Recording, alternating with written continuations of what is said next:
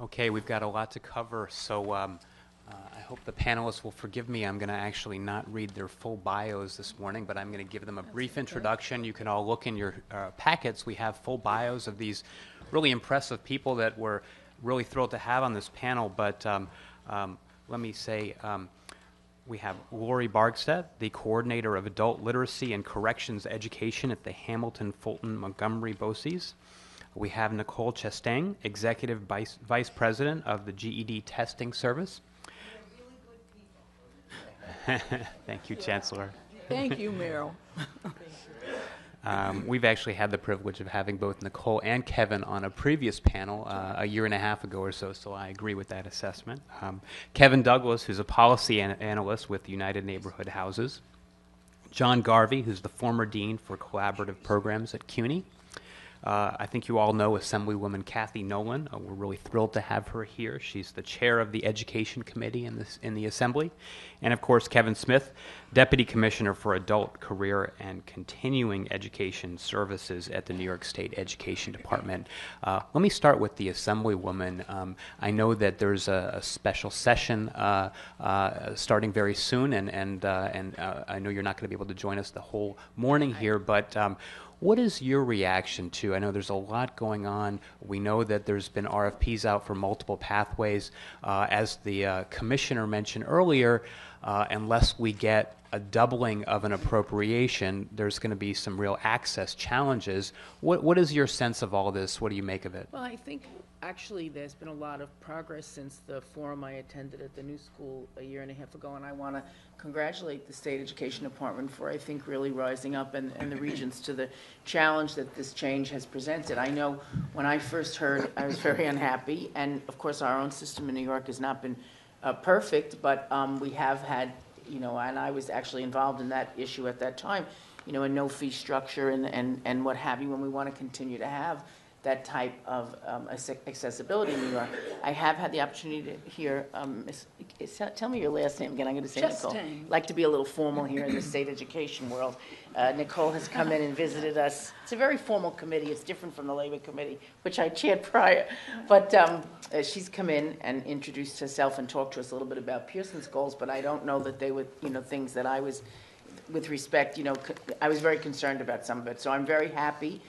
Though I think that is something that can be offered to the public. I'm very happy that State Ed has really moved forward to develop multiple pathways, which I wasn't so sure a year and a half ago they would be able to do. So I think, Commissioner King was just terrific just now talking. Now, in terms of how much money will go into this in the budget, we'll find out on Monday what the governor proposes, and I obviously will be here, and I assume, I don't know, each house is still in the process of reorganizing itself, and we don't know. I assume Senator Flanagan and myself may continue to play leadership roles, but that actually hasn't been announced yet for either house.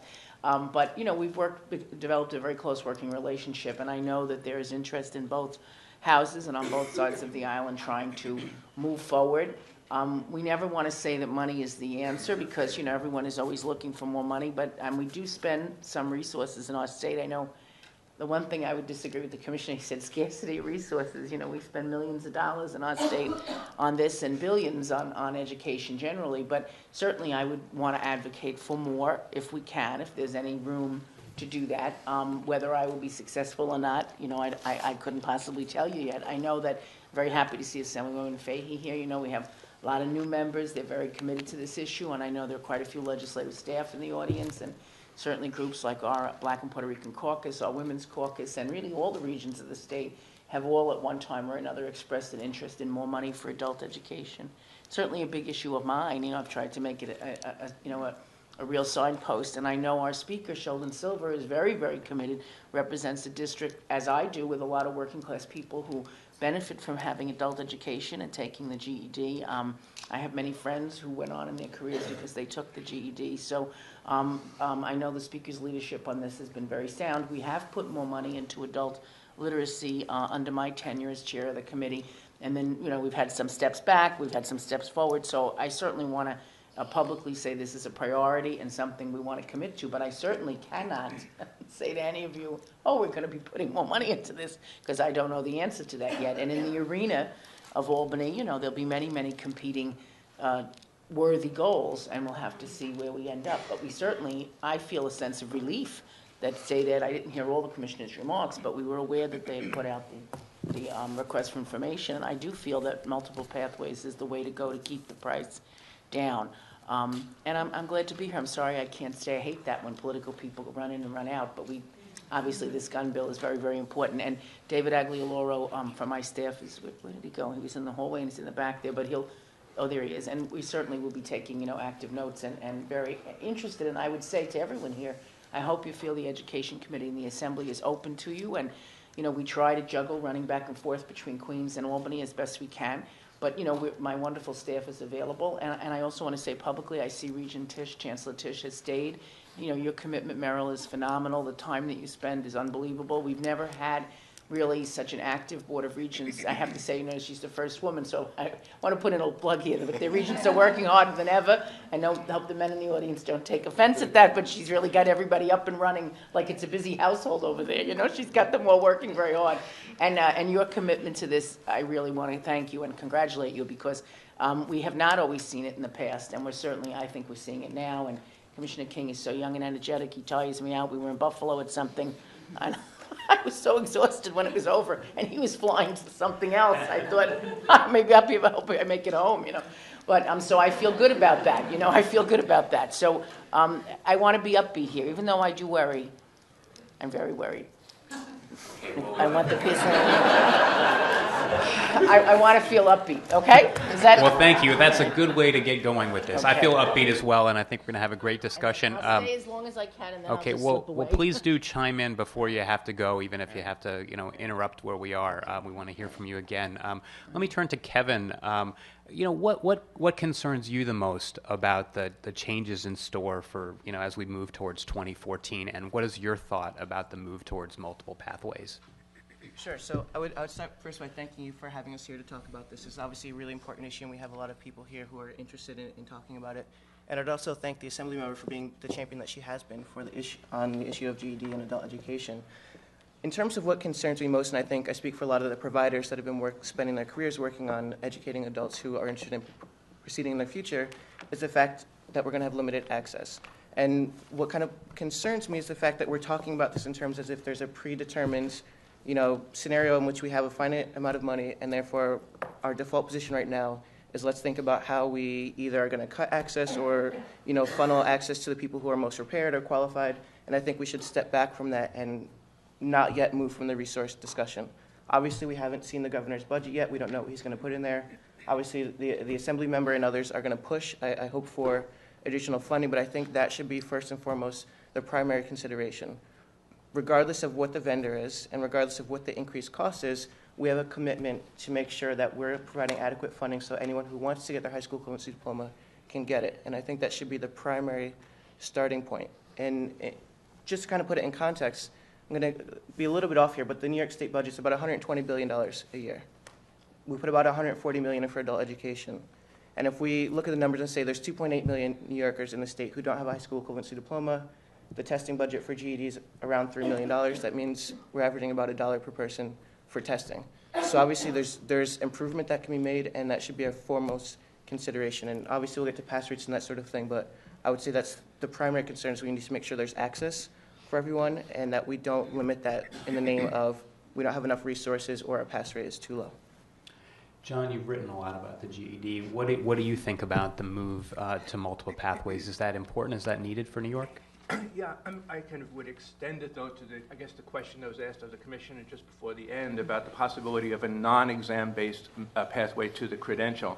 And I just kind of want to perhaps rehearse a bit of history that perhaps everyone's familiar with, which is that the GED test, the initial one, was developed in the middle of World War II as a way of providing an opportunity for soldiers, sailors, whatever, to kind of obtain a credential relatively quickly so that they could, after the war was over, resume their formal educations, mostly by going to college and take advantage of things like the GI Bill. And to the best of my knowledge, the assumption was that all of those, almost entirely men, had in fact, before they went into the service, acquired all of the knowledge and skill they needed to have graduated from high school, and therefore the performance on the test was really just going to verify or kind of validate, in fact, the knowledge they had already obtained. And if I'm not mistaken, the testing service for years and years talked about the credential being a sort of a testimony to the achievement of the lasting benefits or the lasting achievements of a high school education. What happened, it seems to me, over time is that reality changed, and that kind of as the GED program evolved and became a vehicle of opportunity to large and very different groups of students, kids who had dropped out of high school, people who had arrived here from another country, people wherever they came from who were not English speakers, okay, the profile was no longer, of the GED test takers, was no longer primarily people who were just simply going in for verification, but rather instead people who needed oftentimes very, very substantial preparation in order to have a chance, okay, to pass the test. And I think in retrospect, in some ways, that was a completely understandable decision to go in that direction, but perhaps it was the wrong one, because in some ways it focused the better part of adult GED instruction for now 50 years, okay, on preparation for a test. Now, kind of virtually everyone agrees that even if you have reason to believe that a test is a good test and deserves to be taken seriously and passed, test preparation is not especially a good strategy for all sorts of reasons. And I think that what we have now is we have students who only have the route, new GED or old GED, of preparing for the test. And in fact, what they need for many, many different reasons is a much more substantial and expanded program of adult education that would genuinely prepare them for many steps beyond the high school diploma. So I want to argue for, and I've written a little bit about this on the Gotham Schools Post, for a kind of an adult diploma model, okay, where interested adults would complete formalized programs of study, at the conclusion of which they would be awarded a diploma recognized and issued by the state of New York. I can imagine that there is perhaps some small group of people, especially small in a place like New York City, maybe larger elsewhere, for whom the GED test, the new GED test, or the kind of the revised one the state is going to, could in fact serve that purpose of verifying. Okay, you already learned this. Okay, we just want to give you the kind of sort of the stamp of approval. Go on and do what you want. But that represents, at least here in New York, an infinitesimally small part of the population. So I think we need to think imaginatively about the need for a very different kind of pathway. Great. And now, Nicole, I feel like any question I ask would kind of put you on the spot here. But I think a lot of people are here, a lot of people in New York are really kind of concerned about the changes proposed for 2014 or that are on the table that are going to happen. And obviously the access issue is one of those, the concern that not only New York but other states have about the rising cost of the test. What is your response to all of that, and what is your suggestion for New York State? I mean, they've taken on this kind of approach where they've put out an RFP. What would you like to see New York do? Sure. Well, there's a lot of questions there. Good morning, everyone, and thank you, Jonathan, for your leadership in continuing this discussion over time, making sure that it stays top of mind for all of us and for everyone on this panel who's contributed to this. I think what we're all about here is trying to help more adults, more undereducated, low-skilled adults, get the credentials, the skills, the knowledge that they need to progress in their lives and to support their families. And as has been noted, for 70 years, this GED testing program has been, the nation's most prolific vehicle for enabling more of those adults. But it doesn't enable enough of them, even still. About 4 years ago, when Molly Broad came to the American Council on Education as its president, as new presidents do, you look at all your assets and programs and, figure out what's what.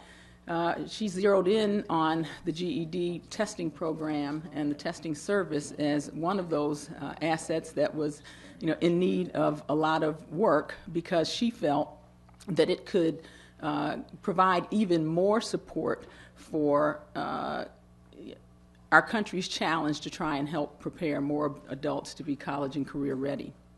And so, over a period of time, she engaged us in a complete strategic review of the program.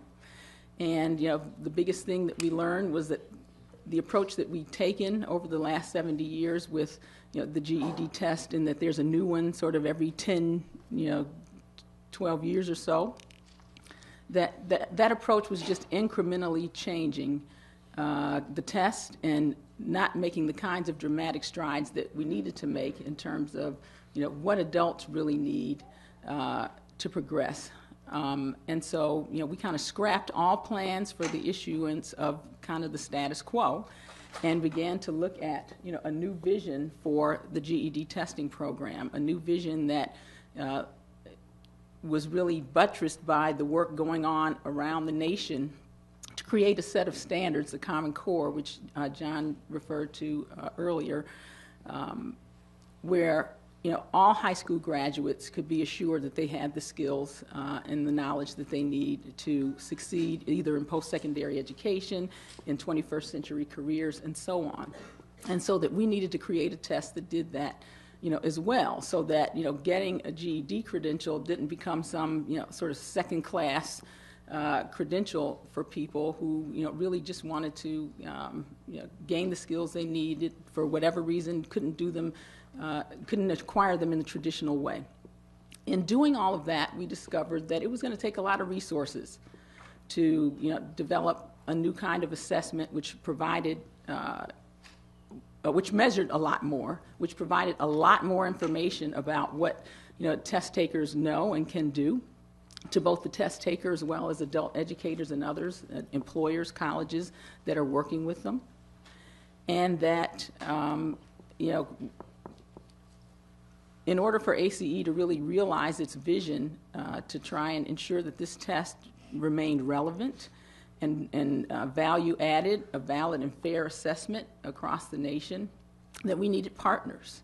And we scrubbed, the industry, the testing industry, the publishing industry, foundations, the federal government. We talked to everybody about this vision and our need for partners and our desire to work on the development of a bigger vision for this test.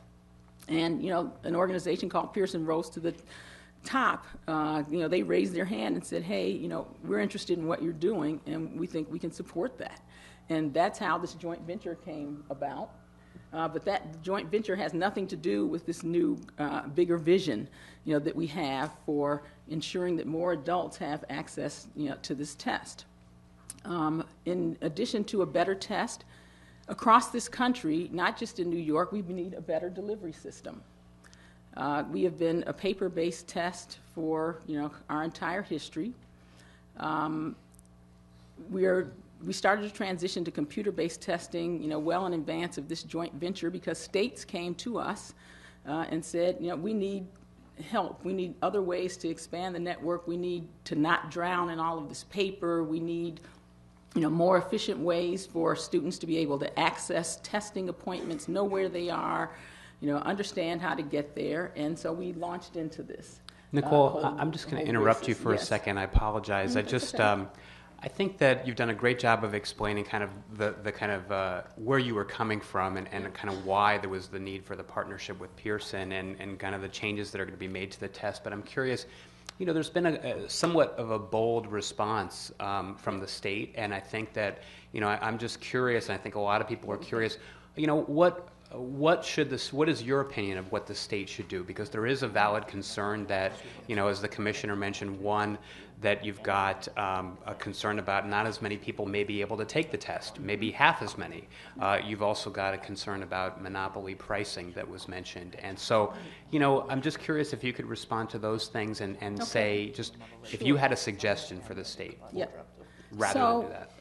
Good questions, and let me be more direct about those things. I think a couple of things. One, the GED testing service in launching computer-based testing, not paper-based testing, just computer-based testing, introduced a cost of $120, which is an all-inclusive cost.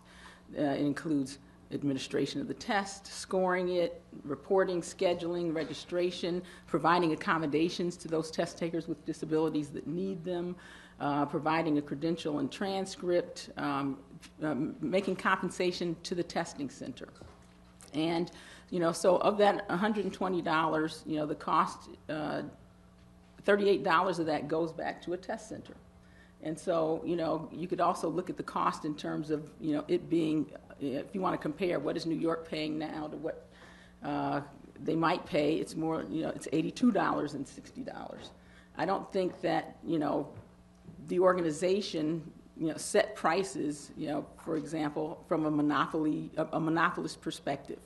I guess, for all of our history, we've been in a monopoly. There's been one GED test. I think that this state's move toward, looking at other options is something that, not only, New York ought to do, but all states ought to do in terms of, as Dr. Garvey said, we need to have lots of pathways for adult test takers. But I think we also need to understand, about, the value that each of those pathways provides, the scalability of those pathways, and, ensuring that, we are spending each and every one of our dollars best. And we've been in the state for, almost 4 years now, trying to, ring the alarm about the issue, because we kind of saw this coming, way before, any of the changes that have caused the state the most alarm.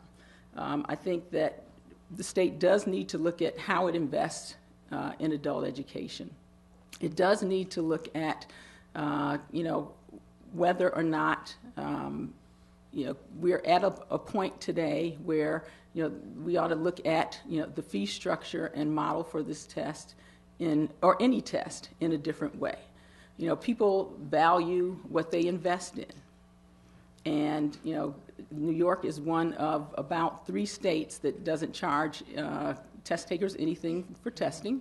And, I think the other states, kind of made a decision that they want their test takers to have some skin in that game. And I just think that's a discussion, that needs to happen. That does not say that we shouldn't provide complete access to those test takers, who need economically the most help. We did a survey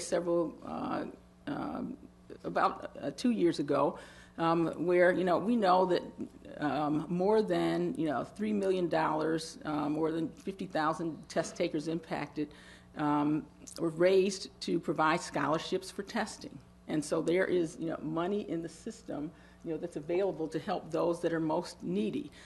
States need to, along with New York, need to think about, really taking a holistic approach. The vision that we have for this testing program is a national vision that ensures that there's going to be a fair and valid testing experience for every test taker, no matter where you live, in a set of conditions that, you can trust, with an assessment that employers and colleges understand, as a result of passing it, kind of what it means. And that's really what we're trying to get at here. And we think that New York needs to just step back and think more holistically and broadly about, the entire system and what needs to be done at a number of levels, at education, at testing, at the transition points to college and careers. Because, at the end of the day, we're having a lot of debate about a test. But what's really most important is, how can adults get what they need and then move ahead to colleges and careers. And in the second decade of the 21st century, where are we with regard to with technology, with regard to exploiting just about every other avenue that we can to help adults? So instead of worrying about this box of, okay, we have this much money to spend, how about the box of, people need to know, are we willing to do everything that it takes to support them? Thanks, Nicole. I want to turn it back over to that side of the table in just a second and hear from Kevin and have him respond to a lot of this. But first, Lori, what's your perspective on this move to a potential multiple pathway to a high school equivalency? And from your perspective, how do we make sure that that this becomes a real stepping stone to college access? Well, as you know, I truly believe that the investment in adults is crucial, because we not only, as you heard this morning, we affect the outcomes of the K-12 system, but we have adults who will be working yet through their career another 30 or 40 years who need these skills to be able to sustain themselves and their families.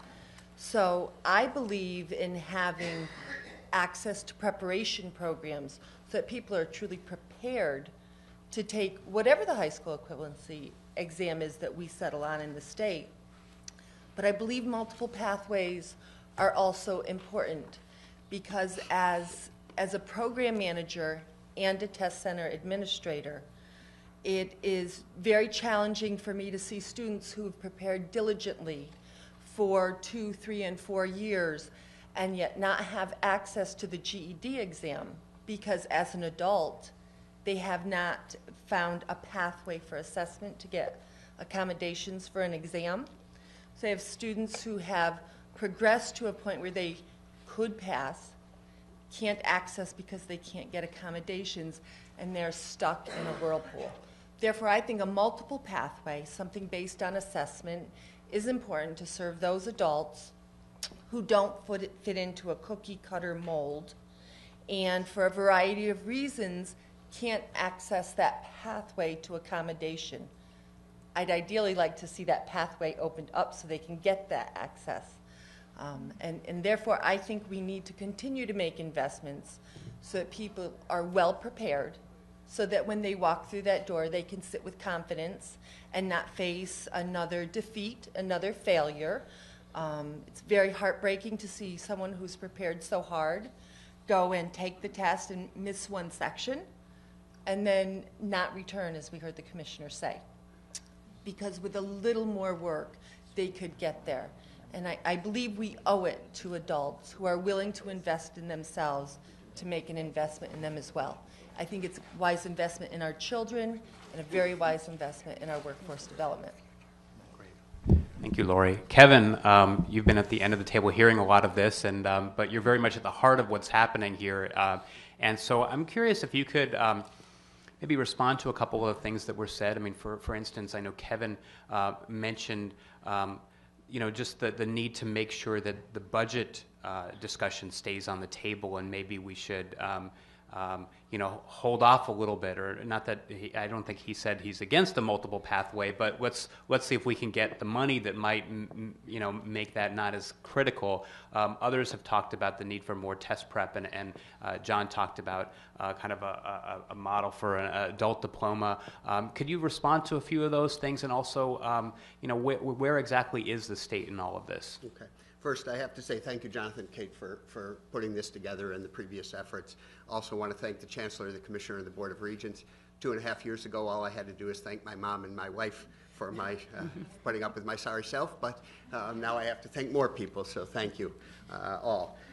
We have been on a very interesting journey, and there's a part of me that feels like 2.5 years ago somebody tapped me on the shoulder and said, you go sit there because things are changing, and your years of experience put you in a place to be able to weigh in on this and work with many marvelous people around the state and around the nation who are working hard on this. First and foremost, I want to say that the change needed to come. And with all change, there needs to be a moment or an incentive or a time in space when we say, okay, in this case, the high school equivalency diploma as informed by the GED, based on a standard of 60th percentile of high school graduates nationwide, has not been serving us well. The commissioner said it far more eloquently than I. I won't repeat what he said, but we know what the issues are. However, when you're faced with an infrastructure that is 269 approved test centers that are offering only paper and pencil-based testing in New York State, when you're faced with a statutory prohibition against charging for the exam, and when you're faced with a system that is struggling and challenged to prepare people for the current standard, much less the enhanced standard, you need time. And you need a plan, and you need to work through that plan, which is very much at the heart of the RFP process, to gather the information that we needed to inform the decision points, not only for the governor and the legislature as indicated by the commissioner, but also our own decision points and how we proceed. Future further investments need to be informed by that cogent plan. We need to have good, solid information to share with the chairwoman and her colleagues to be able to say, this is why we need additional dollars, or if we need additional dollars, or whether we should reinvest the existing dollars in a different pathway. We are a strong feature of our Regents plan approved by the Regents in September is the development of an expert panel to be able to look at any pathway based on standards established by the Board of Regents. Again, as the Commissioner indicated, that is their role, that's their prerogative, and woe be it to anyone try to wrest it away from them, to establish the standards for the high school diploma and the high school equivalency diploma.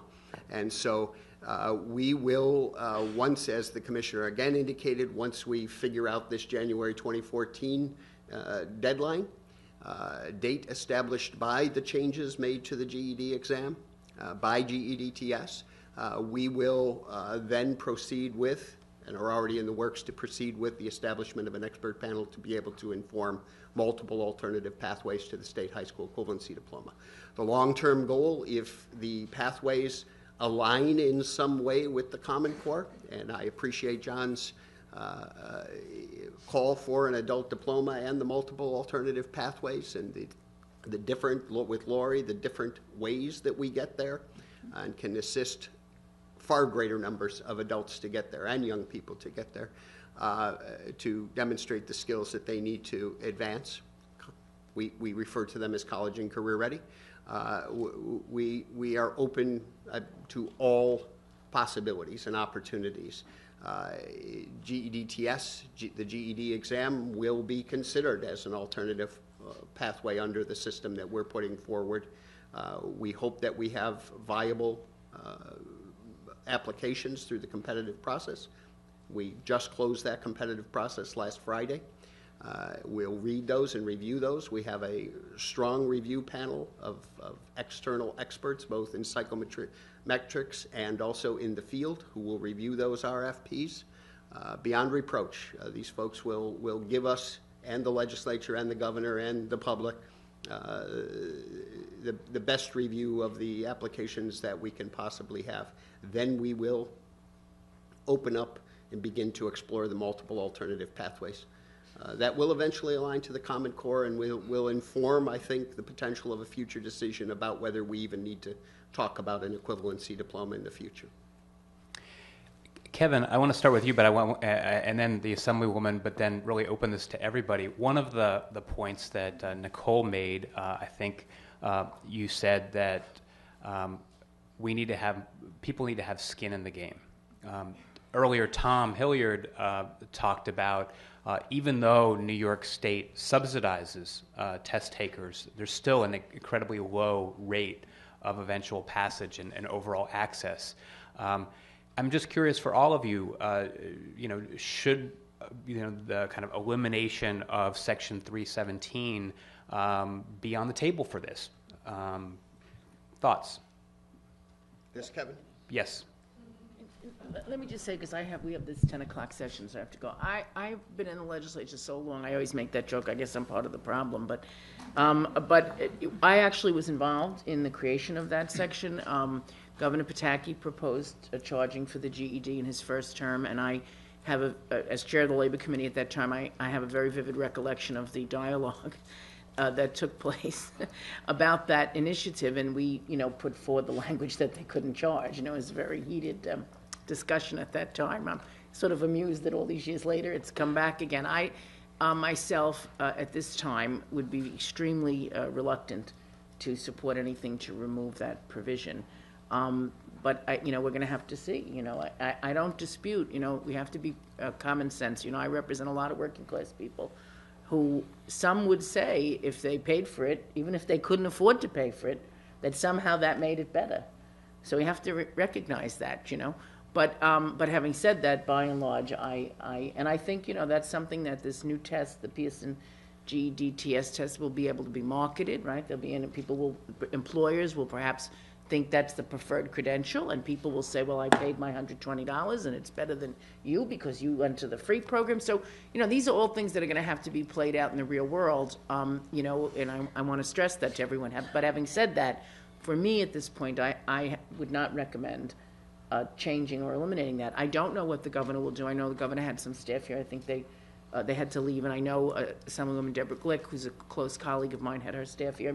I'm not the last word on anything in the assembly, but for the moment, I would be very reluctant to suggest changing that, just to be honest. Okay. I can't, but I always stress at these things, I speak only for myself. You know, there are 211 members of the legislature, 212 members of the legislature. How it negotiates out, I don't know. But for the moment, since I was partly responsible for putting it there, I don't anticipate wanting to change that. Okay, well, I can understand that, and thank you again, since you will be leaving shortly. Thank you for being here. We really appreciate it. Let me ask if anybody on the panel actually would make a case for eliminating Section 317. I would actually be curious, since many of the people here are providers and advocates, let us know what you think.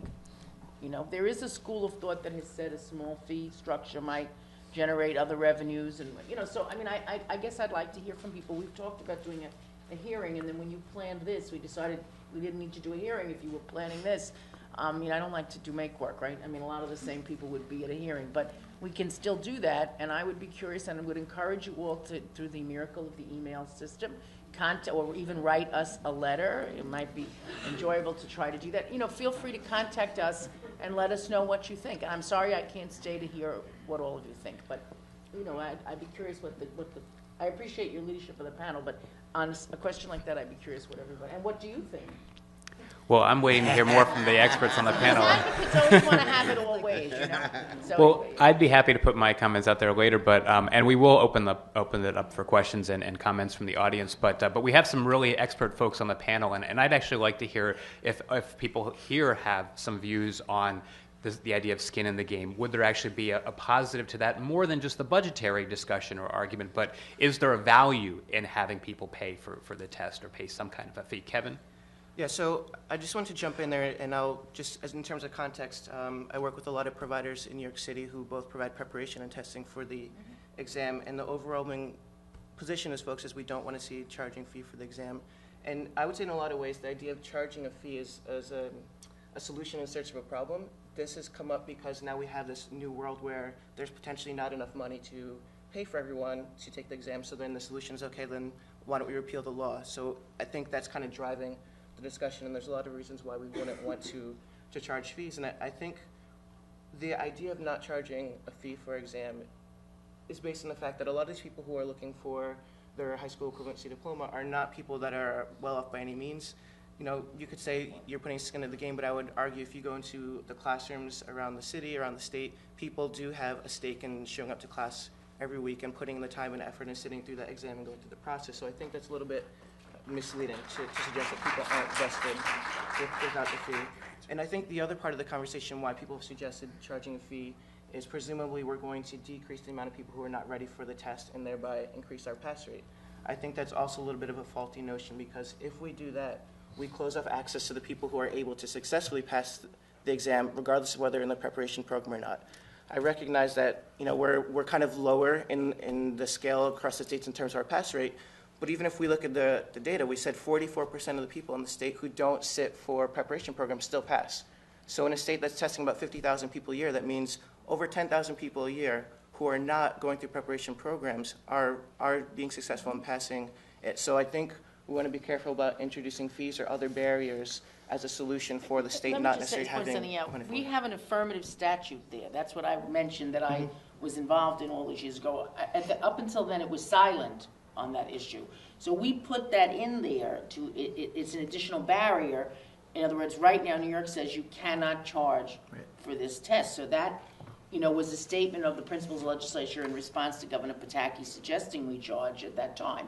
So that would have to be eliminated. So it's a sort of an additional step. And I don't think there is any other state that has that actual language in there. So that's a strong statement on behalf of the legislature. But I think there is going to be some effort. You could pay if you chose, right? So they're going to be marketing a test, and I point out that some people, yes, as Nicole said, will want to pay, even some of our neediest people. The reason we put that in there is we're well aware that most of the people who are taking the GED have very modest incomes, and we wanted to make sure that people have the support to take it.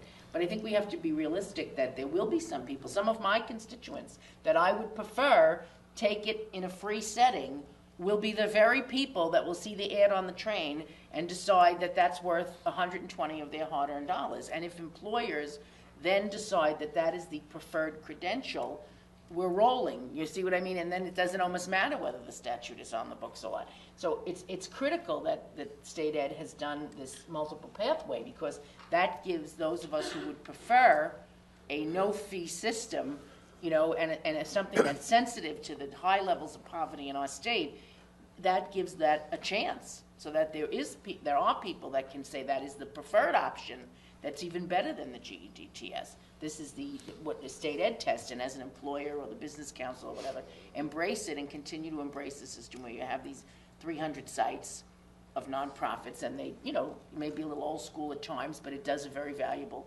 service. And I think that's where, you know, that's the dilemma. That's why you're having this forum. John and Lori? So, I mean, I want to kind of approach this from perhaps a somewhat idiosyncratic direction. I want to echo Kevin. I think if the legislature removed that provision, okay, it would kind of simply expedite, okay, the development of the new GED test, and it's probably likely sort of predominant position. And New York's, that kind of legislative prohibition puts New York and the state in a position of some power, okay, at the moment, that it can actually demand some things. But I want to go further and say, I think actually that I'm a fairly strong supporter of the Common Core standards, okay? And I really think adult education would benefit from becoming deeply knowledgeable about and transform its kind of regular programmatic practices around curriculum, instruction, professional development, assessment, and so forth to align with those standards. I think actually that the test that's being developed by Pearson GED is a distraction from working towards alignment with the Common Core standards, okay? The Common Core standards demands a great deal of sustained intellectual work on the part of program staff.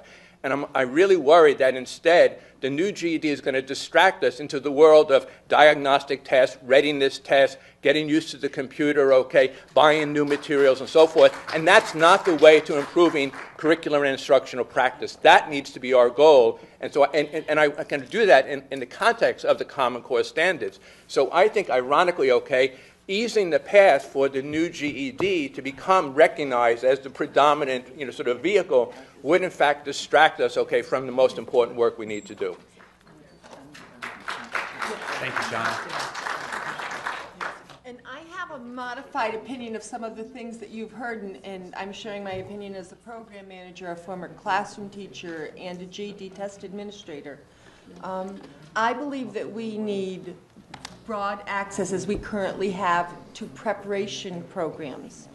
And I believe preparation is the key word there. I think it's very important that when we invest our further tax dollars into actual testing, that we have some kind of comfort level that the students who are sitting for that high-stakes test, and in their life it is truly a high-stakes test, that they can sit with comfort that they're ready.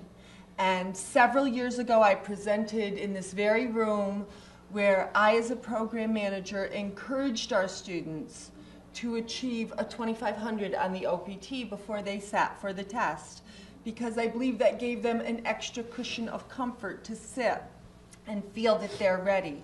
Today, as a program manager, I run a very successful college transition program. And if a student comes to me and says, one of my goals is to enroll in college, we have a very honest discussion with them that we're encouraging you to stay in the program and develop your skills until you can achieve a 3,000 on an OPT. Because when we send that student to college, we don't want them having to take developmental ed courses. We don't want them having to use their financial aid in the beginning of the program for non-credit courses and then not being able to finish at the end. So I believe that students should be well prepared, and those students who are well prepared, whether it's in a program or before they're ready. Kevin mentioned many people can go and pass without taking a course. I believe there should be some type of gatekeeper, and we encourage this of all test takers. Take a free online practice test, take a test out of a book, give yourself that comfort level so when you go, you know you're ready. And set that path of success so that when you take the next step, you're building pathways built on blocks of success. And I believe that's very important. Great. Thank you. Sure. Just briefly, if I could respond to some thoughts here. And this is a discussion, that New York's got to have, but, bringing the experience of, the rest of the country that uses this test to this discussion, I would also encourage, that, you look at other models. John said the 3 reasons for this RFP were to, explore how New York can transition to Common Core, how it can make that transition smartly, both the Common Core as well as computer-based testing in adult education, and finally assessing costs. And having been in this academic assessment industry for more than 20 years, I know that there's going to be a cost associated with anything that you do, any of the pathways, just anything that we do. There is. And yes, you're going to assess, what's fair and how much, and is there a better market price. But, I think that is what has really been more of a distractor than what we really need to be focusing on. And lots of states have taken the position of doing lots of things to, not let test administration costs drive the system. They make preparation. Sometimes there's a cost associated with preparation and then no testing. Sometimes there's no cost associated with prep. They put all their money, the state invests in the prep, but the individual has to help subsidize some of the cost of test administration.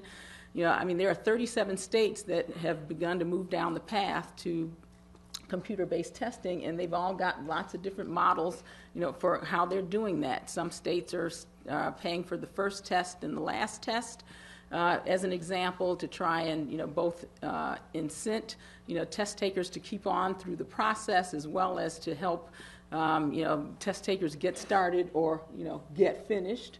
I just think that there's lots of models to explore that you can look at within the bounds of what's appropriated here in New York and outside of that. And I just encourage you to do that. And I agree with Dr. Garvey that we shouldn't let testing drive what we're trying to do for the adult learner. The test is a transitional step to something else. It starts with what we've got to help build in terms of skills and knowledge. And most of the adults that we're serving come to us reading at less than an 8th grade level to start. So they are a heck of a long way from GED testing. Yet, we, through lots of government-funded programs and other things, part of the incentives that are there are to get people to completion of, the test. Well, how about let's look at these pass rates and, make that the incentive. What would that do? And so I just feel like we need to look, again, holistically at, all the pieces and not have the argument, about the wrong things. One of the other critical issues, I know there's a lot of focus on just the idea of multiple pathways and the potential cost and how that's going to lead to fewer people taking the test in the first place. But, as Tom mentioned earlier, the importance of test prep has really kind of shown through all of this, and others have already mentioned that. But is there a concern that as we move towards a more rigorous test, whatever it be, and a test that has more of a computer element to it, which seems like it's going to be happening, that there's a much greater burden on those test prep centers and the folks that are helping people get to the point where they can take the test? And I'm wondering, has that been part of the discussion? Do we need to make sure that the folks that are doing those prep programs have the resources or capacity to do more of what they're doing? I think that's absolutely critical because you still have preparation programs throughout our state that have limited or no access to computer technology. We come from a variety of backgrounds. I happen to come from a BOCES, but you might work with school districts or nonprofits or volunteer organizations that are working on a continuum of what they have available. So I think we need to look at how we build that capacity among all of our providers so that not only for test preparation, but as we help our learners prepare for life, for the workforce, for their other learning opportunities, that they're developing those skills. And therefore, I really believe that we need to have strong support in that capacity for providers to help their students develop. Kevin, I'm curious for the providers that you work with in New York City. I mean, are you hearing about this? You know, what recommendations, if any, do you have for the state or for the legislature or anyone to make sure that they have the resources to do more of what they do, or to prepare for the new more rigorous test?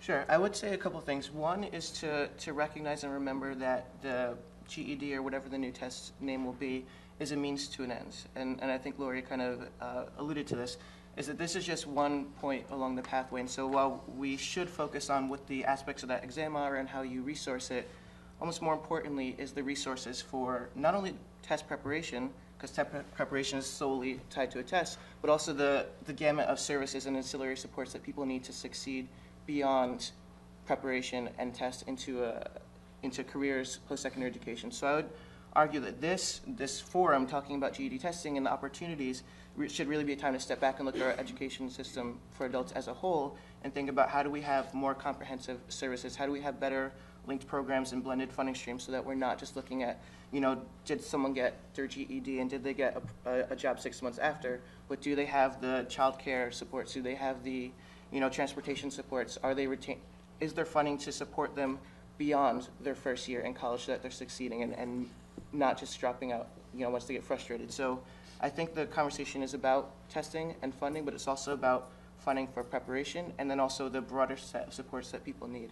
I think the other thing would be that it's important that the test or whatever pathway we look at isn't leapfrogging whatever the expectations are of traditional high school students, so that Common Core is great, and we want to make sure that we're increasing the bar for adult students, but we don't want to raise that prematurely before that's the expectation of people earning their traditional Regents diploma. So I think it's great that the RFP specifically is going to, you know, look to phase that in over time, and also the computer-based being phased in over time, because while we talk about improving our system, increasing the standards, making people computer proficient, as you mentioned, we have to recognize that the system's not there yet. There isn't enough computers around the state to even get people computer literate who are going through these programs and then actually be able to pass and succeed on the exam. And there's also not necessarily the academic rigor at the high school level that would suggest that we need to move immediately to the standards for testing. So I think there's a lot of moving pieces here, and at the end of the day, a lot of it comes down to resources and appropriately making sure that we're committing to helping people succeed and not just kind of looking, you know, within the context of with X amount of dollars, what can we do, but what is best for the students, and then how can the state make that commitment to make that happen. Great points. John? So just to add something to that, one of the things that's really quite curious about the Common Core is that there is, to the best of my knowledge, there's been no explicit provision made as the standards are introduced to work with all of the kids across the full spectrum of grades who are not meeting the current, admittedly much lower standards, okay? So that kind of these are going to be introduced overnight. So kids who are in 4th grade, 2 or 3 years from now, depending, okay, will be expected to meet the new Common Core linked standards, okay, even though, okay, in some parts of New York City, for example, 50 and 60% of the current 3rd and 4th graders are nowhere near meeting the current standards, okay? And there is no coherent strategy for what to do. In a certain sense, that's analogous to the situation of GED students, okay? They're going to be expected to meet possibly a much higher threshold of performance, except that, admittedly, most of them are not especially well prepared now to meet the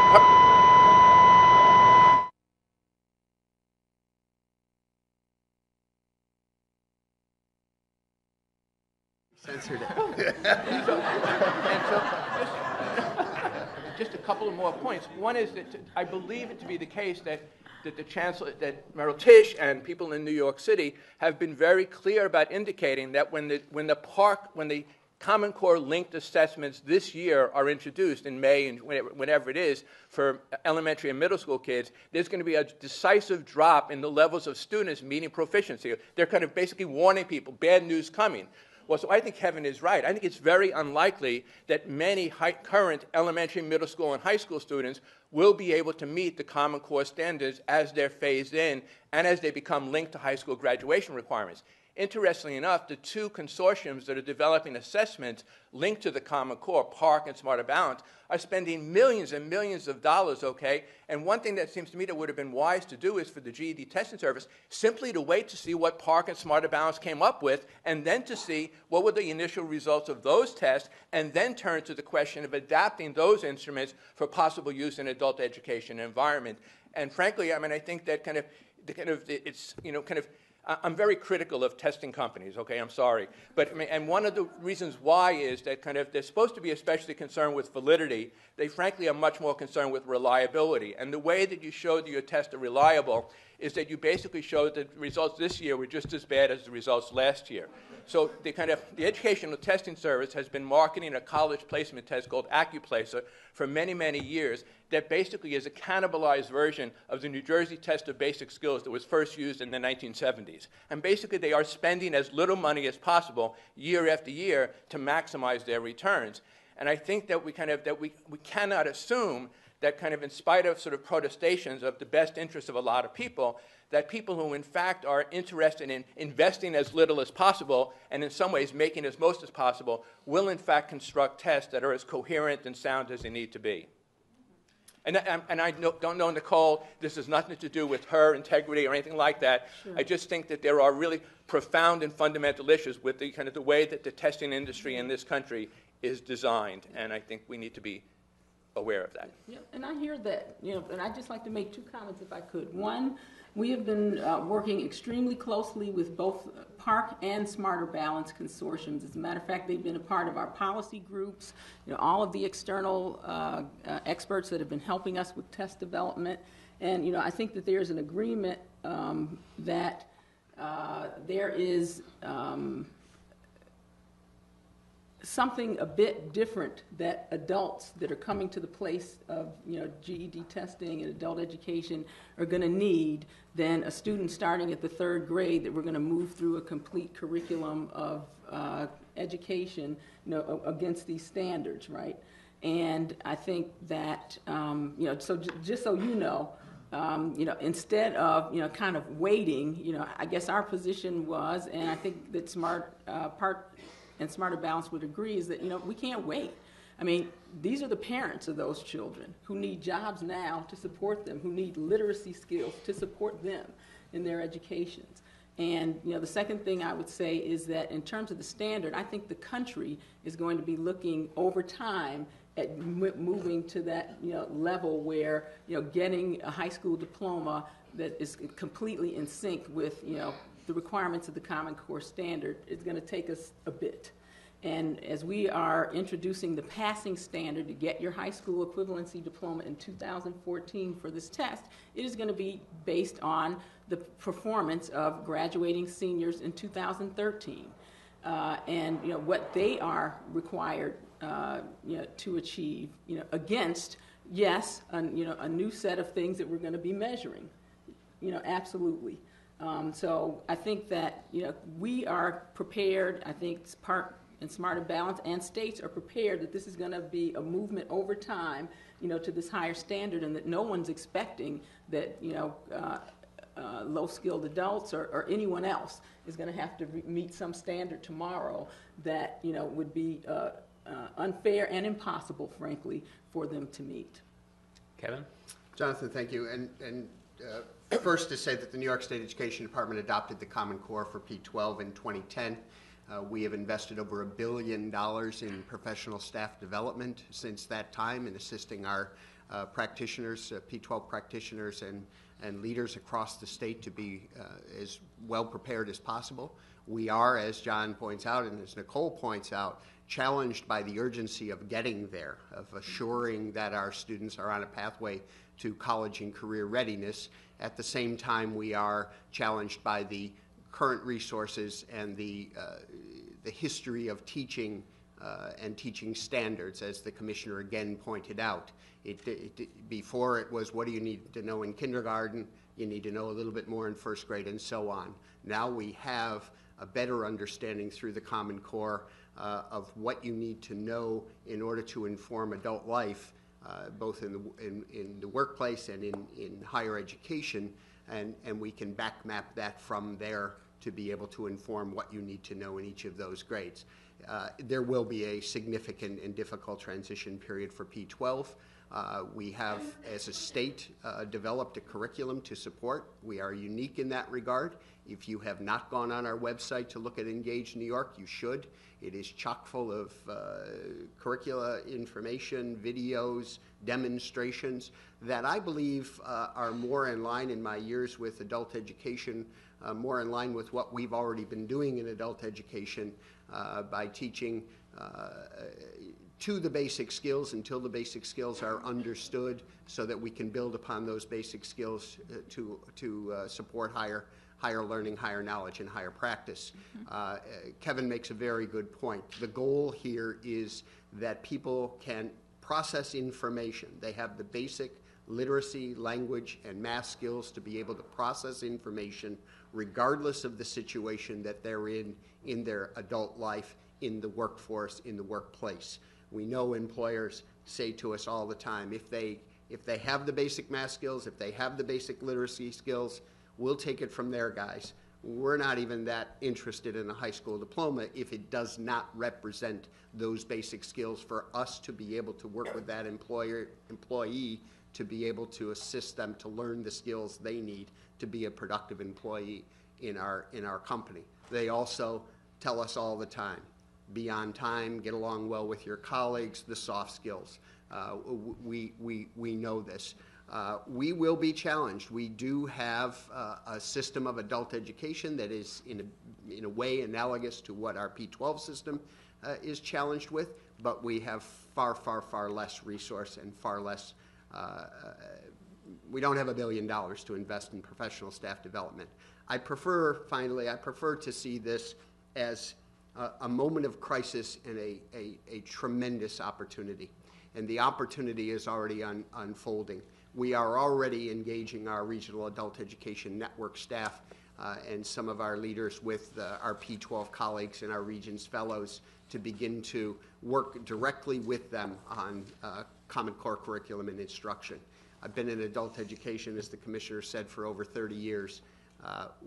The structural gap between adult education and P12, both in terms of our provision of service and the students who are structurally, if they leave school overaged, undercredited, leave school without a high school diploma, are asked to sit in the community, sit on the streets until they turn 21, when we can begin to engage them.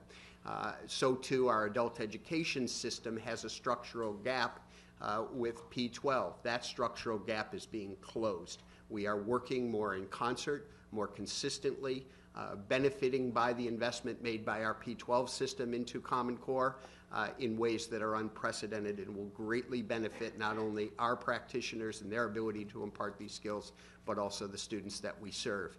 If we can identify a student, and we currently do identify students who are overaged and undercredited, but what we do with them currently is figure out a way to exit them with the least impact upon graduation rates. What we should be doing is figuring out the alternative pathway for those young people to continue their education, be it through P12 and into adult education and workforce development, to be able to continue to support their development so they have, again, those basic information processing skills to be able to independently support their lives for as far as they can. Thank you very much, Kevin. I think it's really important to recognize, and as Kevin Douglas did earlier, that there is this real opportunity here in this time of transition to really kind of not only rethink the test, but adult education and the needs for adult education and the need to improve access to that post-secondary credential or other pathways to success. We're going to take questions here over. There's microphones, I think, on the far end and one right here at the front. If you don't mind coming to the microphone, please. And if people want to just form a single file line behind the other, it's right in the corner there. I'm sorry. Yeah.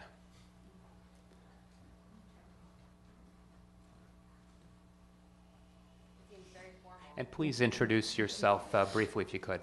Sure. My name is Melinda Mack. I represent New York's Workforce Association called NIATEP.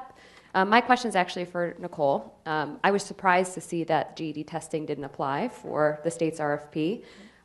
Two questions related to that. First, could you provide some insight as to why? And second, how you envision being able to provide the GED in New York State? Well, I'll answer the second first, in that we're gonna have to explore that, and we are willing and interested in working with the state of New York to determine how we can continue to deliver the GED test here after 2014. But to your first question,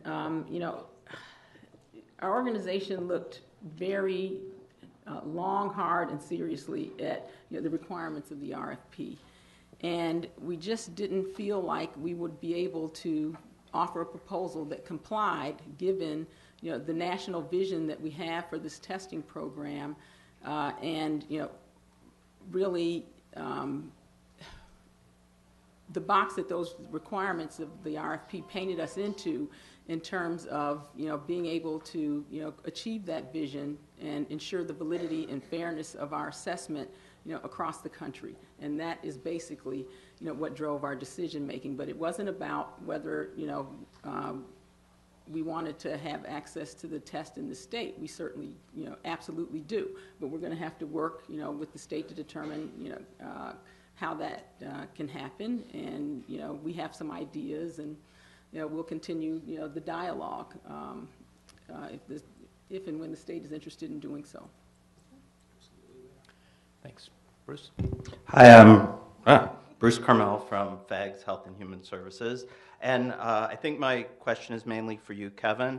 But one thing that the Assemblywoman, this Kevin, although I love this Kevin too, that the Assemblywoman raised that I think is a real concern, that I know proprietary schools sometimes are a real threat to our students, and they're very vulnerable to institutions who will say, come to us, pay us some money, and you'll get a college degree. And a lot of students end up with a lot of bad debt and no degree. And I guess I'm concerned about the idea of, I'm not sure if everybody knows, and nobody has said, the diploma that's issued doesn't say which test you took. It says high school equivalency diploma. But I'm really concerned about the idea of people paying someplace like GED testing service to get a diploma that competes with a state-issued diploma, and that what the state education department is going to do to make sure that for-profit companies don't set up some sort of alternative credential instead of the one that's issued by the state. Does that make sense? Yes, and Bruce, I heard two distinct questions. All right, let me begin with the proprietary school sector. So, because as it turns out, that's my responsibility in the New York State Education Department as well, along with our vocational rehabilitation operation, and we have similar issues with adults with disabilities who have received an IEP diploma that the Board of Regents rightfully said no more. That piece of paper is not only meaningless, but it's misleading. And we are working on a skills credential to inform special education students' support in the future. So the proprietary sector has had a sordid history. And we are working very hard with them. Legislation was passed by the legislature. Thank both higher education committees for their effort in that regard, and the governor for signing that bill into law. It was enacted and began on December 17th of last year. So it's brand new. It will bring additional resources to the Bureau to provide the services and support that we are statutorily required to provide. I see, again, the cup on the proprietary school side as very much half full. We certainly have students who accrue significant loans through our public sector higher education institutions without earning a credential as well. The proprietary school sector maybe no worse, no better. Some would say proprietary school sectors have actually a better attrition rate or retention rate and a better graduation rate and a better job placement rate than some public institutions do, and I think there's data to support some of that. We're trying to make all of those schools better schools, more forthright schools, and assure that they are not predatory, assure that they do not take advantage of students who do not know what they're signing on for and paying for. Yeah, and so I'm sorry, I didn't mean to, about the I know. proprietary schools. What I meant is my I know. concern is someplace like GED testing or another for-profit Yep. company Yep. issuing a credential that would be like a high school diploma. The board, and this one is a little easier. The Board of Regents, as the Commissioner said, is the arbiter in New York State of who shall receive a diploma, high school and equivalency. We will establish standards. The Board of Regents will establish standards for the high school equivalency diploma. Any instrument that is used for that purpose in the state of New York will have to meet the Regents' standards, and so the Board of Regents will say, based on the use of that instrument that has been recommended by the expert panel, and you met the cut score determined by the Board of Regents, that instrument at that cut score leads to a high school equivalency diploma. Good. Thank you. Hi, my name is May Dick. I'm a member of the New York City Coalition for Adult Literacy. My question is... You should all know that my first GED test was with May over 30 years ago. At the Brooklyn House of Detention. I passed. And my question is for my longtime friend, Mr. Garvey. I love the idea of a very comprehensive and broad education that could be offered to adult learners. And I'm just wondering, given your comments about the GED test being a distraction, what you would use to evaluate that kind of program if it were to be offered. Something analogous to the ways in which college faculty, or even high school teachers in other states where they don't necessarily have Regents exams, determine that students have passed the course and they've earned a grade, and that having earned enough credits, okay. And keep in mind, one of the things I wanted to highlight is that many of the students who come to high school equivalency programs, in fact, have completed some part of high school and have earned some part of high school, the credits needed for high school graduation. So it would be complementing that. It would be building on what they've already learned. I mean, I am a fan in the sense of a kind of an approach that kind of vests people who are doing the work with the authority and responsibility to critically assess how well they're doing it. So I would assemble panels, perhaps of college teachers and high school teachers, okay, who would periodically vest the quality of the work that was being done. I thought you were going to ask a harder question, which was the money question. And well, that's an obvious question, and so you could answer that one as well. Okay, well, so interestingly enough, there are some streams of funding in New York State that are not I don't think are close to being exhausted. One is the EPI funding that's available to the local education agencies, and the other is funding that's available through the public community colleges for reimbursement for remedial instruction. So currently, CUNY uses that funding stream to fund both the CUNY Language Immersion Program and the CUNY START program, both of which are pre-college college preparation programs, okay? Now, in both cases, in the CUNY case, students do have to pay a modest fee in order to trigger the reimbursement cycle. They can't be offered the courses for free. I think in CUNY START's case, it's $75 a semester for about 18 weeks of 20 hours a week of instruction, so it's a very minimal cost. So students are investing some of their own funds, except they are investing it in some ways in something very tangible, which is not the possibility of maybe passing a test, but rather in the likelihood of significantly improving their knowledge and skills over a period of time. And I wanted to mention one other thing that's related. Some of you perhaps know about CUNY START and the people like Steve Hines and Gail Cooper who designed that program. And I think one of the things that's shown us again is the power and need for very carefully, well-designed, and faithfully implemented curricula, okay, with powerful instructional strategies.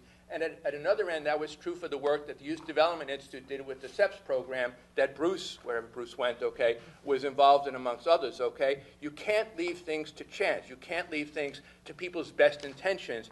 Adult educators, like other educators, need really good, powerful supports to do the work necessary and well. So, you've got 3 for the price of 1.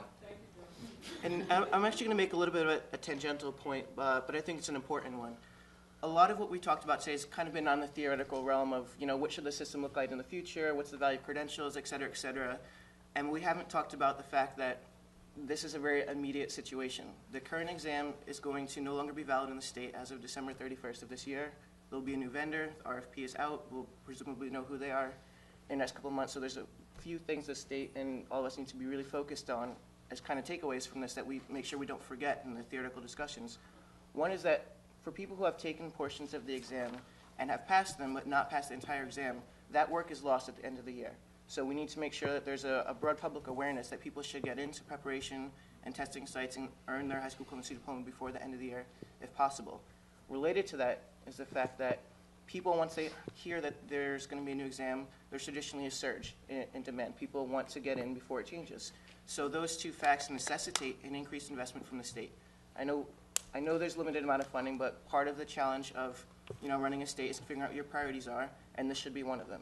We need to make sure that there's adequate preparation for the people who want to take the exam before it changes. We need to make sure there's adequate testing budget. We need to make sure that commitment is carried through beyond the end of the year. We also need to make sure, if there is a new exam, and indeed there will be, that professional development is provided to educators who are responsible for preparing those students for success in 2014 and beyond. So again, that's a resource question. I recognize that quite a bit, as Kevin mentioned, has been invested in the K-12 system, but there are different modalities, and educators would argue that there needs to be dedicated support specifically for adult education if those standards for adult education are changing. And finally, I'd also argue with this new standard, we need to make sure that there's broad public awareness, that people know that this is happening, but then also more importantly, that colleges and universities are made aware of the phase out of the GED and the implementation of the new standard, that employers are made aware of the fact that there's going to be a new test. And I recognize that whatever pathway we go, there is going to be the high school equivalency diploma. It's not going to say, McGraw-Hill or GED, it's the high school equivalency diploma. But people are going to know, it's going to get out there in the public that there are these different options or routes, and it needs to be made very clear what a high school equivalency diploma is, what it's valid for, and that people just have this broad public awareness. So I would just kind of reemphasize, this is a big year, this is a big issue beyond just kind of long-term thinking, and we have a lot of work we need to do before the end of the year. Thank you. Hi, I'm Bob Harsh, and I guess I spent most of my career in college access. I worked for 21 years as an EOP, Education Opportunity Program, counselor and instructor. I'm currently working with College for Every Student, which is a private organization also providing access. And I'm now working with literacy volunteers. I'm retired now. And tutoring inmates at Mariah Shock Facility, which depends on a GED. In order to get through that program, they should earn a GED in 6 months. So that said, I find it real hard to understand why this test that's going into effect in 2014 does anything but increase costs. Clearly, it's less access. It costs more money. It has to be done in limited test sites, and it has to be done on the computer. So none of those things, to me, point to more access. It points to more profit because you're serving fewer people and you're raising the price and you don't have to service as many test centers. So clearly, at least to me, that's not an access program. That's a quick fix, if you will, if it's even that. The other thing is, I'm not sure, related to that, how this test is actually going to be fair and valid. Of course, I haven't seen the test, so I don't know. But I don't see how, given these costs, that's going to lead to a better test necessarily. And the other thing that I think is particularly disturbing is what the Assemblywoman said about now suddenly we're talking about, well, the test is going to cost more money, so are we going to be able to keep up our public commitment to a free test? Well, what that means is that you're backing up the costs into the public sector. You're taking money away from quality education as it now exists, and there's no guarantee that that's going to do anything necessarily to move us forward. So to me, that's really troubling. And of course, when you take money away from this free program, you only have so much money. So obviously, you're not going to have as much money for K-12 or P-12 education. So what is the advantage there exactly? CFES, which is College for Every Student, is also committed to the new standards. But one of those things that the new standards college core curriculum talks about is it's going to equalize education for the poor and the wealthy because the curriculum will be the same. I'm just not sure that the kid going to Scarsdale and the kid going to Bed-Stuy are going to have anywhere near the resources or anywhere near the wherewithal to actually make that a pass. So whatever else the Common Core is doing, and it's got some very good parts, it's not equalizing access or quality for every student. It's not going to equalize that social gap. So those are my cynical and. Jonathan, if I may. Yes. And this may be in response, may not be in. Shout out to literacy volunteers. Yeah. Oh, thank you. 28 years of my life. A mere 28. Great, that's right. And on that point, we need all assets. We've spent too long kind of fighting over the crumbs in adult education. We need to engage all resources appropriately in doing everything we can for everyone that we can. I do want to make the point, I want to reiterate the point that the Commissioner made. We have appropriation language that supports the general educational development test. Now, some may interpret that as the GED. Some may say that's broader language, which allows us to use that resource for any instrument that leads to the high school equivalency diploma. That is a challenge for the New York State Legislature and the governor to say, this is what we've dedicated these dollars for, or change that appropriation language. You also heard from the commissioner and then the chairwoman to say Section 317 of the law. Notwithstanding any other provision of law, no one shall establish a fee for the general educational development exam. That's a quote. I happen to have that posted on my computer. And I know it well. Both use the same language. And again, if the interpretation is to mean specifically the GED, then we can charge for other instruments, but we can't charge for that one. We don't think that's the intent of the law or the legislation, and we certainly heard from the chairwoman that probably that's an accurate position. So if you follow that logic, and if the governor and the legislature do not make some decisions about that language, both in appropriations and in statute, we're paying for the GED. And so don't count the GED out. Yeah. Well, I don't think I was trying to count the GED No. out. In fact, I support it. But if the cost goes up and you're still committed to pay that cost, that's an opportunity cost for the state, and that's money that can't go back into education as it exists. So I think it's a clear choice, and if there were a great advantage to this new GED as far as the quality of it or the predictability, whatever, Yep. That would be good, but that's yet to be proven. In the meantime, you're not only reducing access for students who can't afford it, don't have the computer skills, and can't travel to the school. It's just not. There's nothing on that side of it that I can see as an advantage. But I want to be Yeah. very, very clear, and Kevin made the point earlier. We do have an RFP process. Yes, yeah. We will proceed through that process. Right. We will use the information from that process to Sure. inform Yeah. the legislative and executive decision related to this. Right. But as the chairwoman also said, a year and a half ago, she didn't think it could be done. As the guy sitting in the seat with my colleagues, I didn't think it could be done either. Yeah. We put out 2 RFPs in what is an absolute record time for the New York State Education Department, 2.5 months, very complex RFPs. Were both the proposals private firms? I know McGraw-Hill did one. Who did the other one? ETS. ETS? Yeah, I know educational Nicole testing. wants a chance to All respond right, to. sure. Oh, Sure, I just had 2 comments, Yes. Bob, and thank you so much for everything that you do and have been doing for a long time.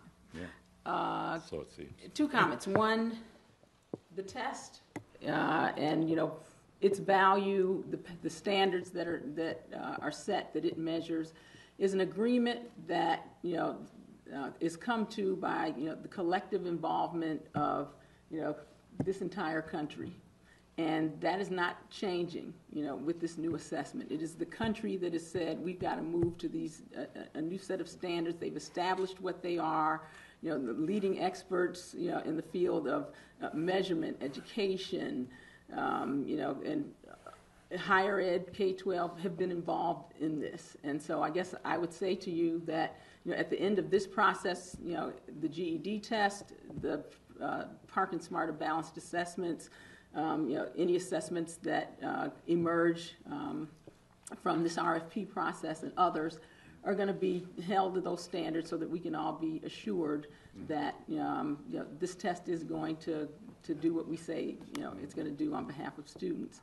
On the access issue, I just have to again reiterate that the whole purpose of moving toward a new test delivery model, which in fact the state has acknowledged is needed, is to increase access, not to decrease access. Today, test seats go unfilled, at every test appointment in New York because people register multiple times because they can't figure out where they're going to get a seat when. We can do something about that. People don't easily know how to access testing, in their communities if they're not directly engaged in a program, that you're involved in or anyone else in this room. We can do something about that. The purpose of developing a new system for test delivery across the country is to enable us to give more information to people, to help them understand what their options are, to create testing opportunities at times that meet adult schedules, like after work, evening hours, on weekends, giving them the flexibility to make some decisions that today they have no flexibility to make. And so, when we think about access, yes, it's going to be a challenge in our marketplace to ensure that, all adults have all the technology skills that they need, at the time that they need them. We're going to have to work collectively about that. Mm-hmm. But it is also true that they're going to need those basic skills to go to work. It is also true that we can leverage technology in ways that offer us so much more information and access than we've ever had before. And so I just hope that you'll keep your mind open to how these changes can help the very people you're working with every day. I don't want to take too much time. We need to move on. We need to move on. Can I just do one example? No, I'm sorry. We're going to take one last question, but before we do, the Assemblywoman, when she was here, she said that she wanted to hear from people in the audience what they thought about Section 317. And I just wanted to ask everyone to raise their hands. There are some that would say that this state should, get rid of Section 317 that prohibits any kind of fee for the GED. What do you all think? Will you raise your hand if you think that we should get rid of Section 317? Does anybody favor getting rid of Section 317? If so, please show your hands. I think it needs to be modified. Okay, well, it sounds like a handful have raised their hands just a little bit. Anyway, okay, thank you. I'll report back to the Assemblywoman. My name is Jim Viola. I'm from the School Administrators Association of New York State, and I also chair the department's Alternative Education Steering Committee. One of the good things about the current GED program is that it's the same program across the country. So it doesn't matter where an individual lives, whether it's in Albany or Florida or anywhere else, the GED test is the same GED test. You can bank the scores wherever you go, and in some cases, I'm told you can even do it outside the U.S. as well. Right. Well, both the Pearson and the New York State system will still allow the ability to bank scores.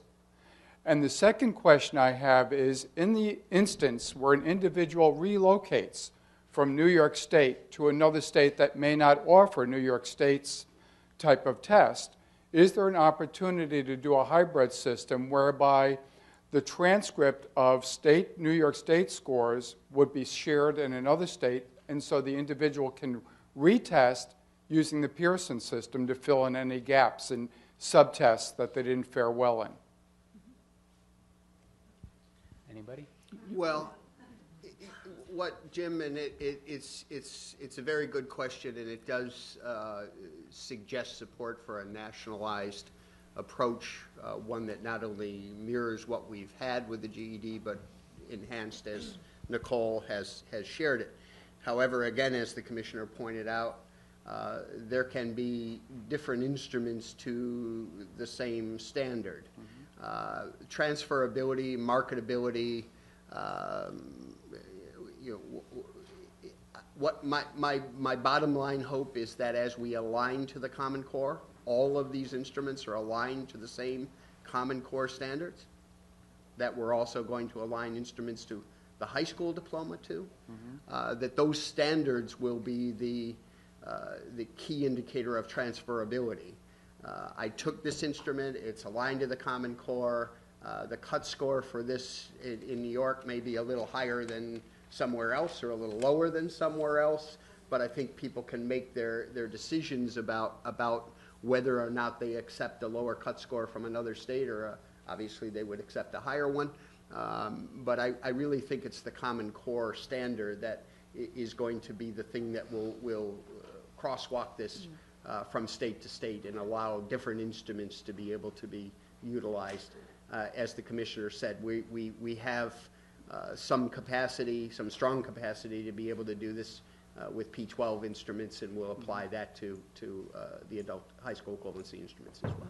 And I would say that that's a difficult problem that we're going to have to, evaluate, and I'm not sure how that's going to turn out, frankly, because the majority, of the country is, moving toward this, a test that they, know, understand, and are going to acknowledge, a passing standard, that they all agree to. And, they're going to issue their high school equivalency exam, and they're going to have to, make some decisions about that with other instruments.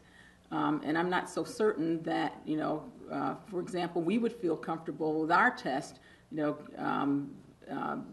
being given the same high school equivalency diplomas of exams that we're not certain of or don't understand the quality, what they're measuring, and fairness, and the administration. So that's a big issue that we're going to have to I think challenge and tackle as this evolves. But Pearson is planning to have an across the country presence, right? Yes, it's this, and the same, just like before. It's the same exam that's taken, in Connecticut will be taken in California or Texas, and there will be a passing standards set, and states will look at those and determine, okay, does that meet the standard in my state for the high school diploma that I issue to my citizens? Thank you. Okay, thank you. Again, to remind, it is the New York State Board of Regents that determines the standard in New York State. Right. Not GEDTS, not CTB McGraw-Hill. It's the New York State Board of Regents. We're really at the end of our time here today, and I'm going to ask Deborah Povich to come up and say a few closing remarks. But as Deborah is making her way up to the podium, I just wanted to give our panelists, we really are out of time, but if you have 30 seconds to make any final remarks, anything you'd like to leave the audience with, but be very brief. We're really out of time. But any other final comments? I'd love to modify the question that was asked earlier. Would any of you advocate modifying 314 to ensure that individuals who can demonstrate test readiness have free access to the exam? Would any more of you be in support of that? Okay, thank you. No more thoughts? I mean, just to that point, we have to remember that test readiness often is indicated by someone's ability to participate in a preparation program, and we wouldn't want to set a standard that people had to demonstrate preparedness in order to get into the exam if we weren't also making sure that there was universal access to preparation. So again, I guess my closing thing is it's really important that our testing, preparation, and support budgets are sufficient to enable success for everyone in the state who wants to seek it, and that should be the guiding motivation. We shouldn't repeal 317. We should just make sure that we really look to put the resources necessary for people to succeed. Thank you. Thank you all for your support, your interest, your work. I mean, we're all challenged by this, and we'll all get through it together. So thanks.